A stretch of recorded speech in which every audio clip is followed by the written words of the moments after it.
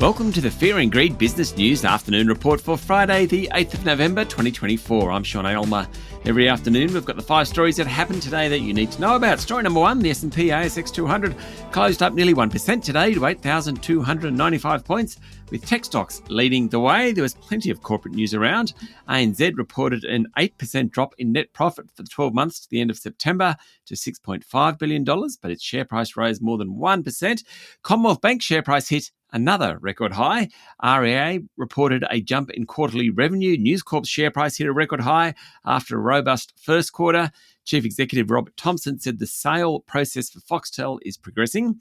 Life 360, the tracking app, hit an all-time high after being upgraded by UBS. Its share price is up about 200% over the past year. Shares in Mayne Pharma jumped more than 10% after it confirmed it was being shopped around to buyers.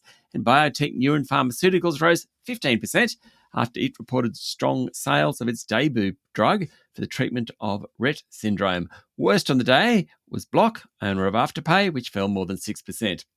Story number 2, Prime Minister Anthony Albanese has secured consensus from the National Cabinet for a social media ban for children under 16 years of age. The legislation is expected to be introduced into Parliament next week.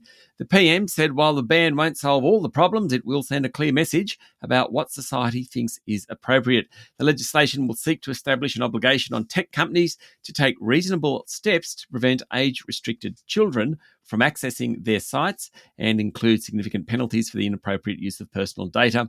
There will be a 1-year implementation period before the laws come into force. Earlier today, Meta's Australian Policy Director, Mia Garlick, said app stores, rather than social media companies, should be responsible for setting age limits. She said Meta did not have the technology to implement the restrictions.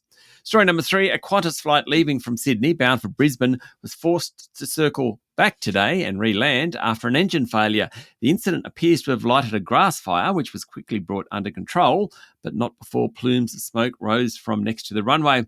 Passengers on flight QF 520 heard a loud bang, which the airline said was a contained engine failure. Contained meaning only in that engine. The plane was surrounded by firefighters when it landed, and passengers were escorted back to the airport safely. It came just hours after an Australian Border Force IT outage triggered major immigration queues after the Smart Gate system went down. Sydney and Melbourne were worst affected on that one. Story number 4, Donald Trump, who won't be president until the new year, has already started throwing his weight around. He's appointed his campaign manager, Susie Wiles, as his chief of staff. He said he hasn't spoken to Vladimir Putin yet, but did receive a congratulatory message from Chinese leader Xi Jinping. The big ticket items being debated most in Washington at the moment are tax, defence, immigration and tariff policy.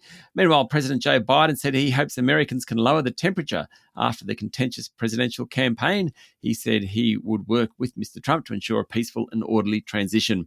And story number 5, the US Federal Reserve cut interest rates by 25 basis points in the world's largest economy, but most of the discussion post the cut was about comments from Chair Jerome Powell, who said he's ready to defend the central bank from political pressure following the re-election of Donald Trump. When asked would he step aside if Donald Trump asked for his resignation, Powell responded, "No, just no." He said the president lacks the legal authority to demote or remove the chairman or other senior Fed officials. Trump was critical of Powell for cutting interest rates by 50 basis points during the election campaign.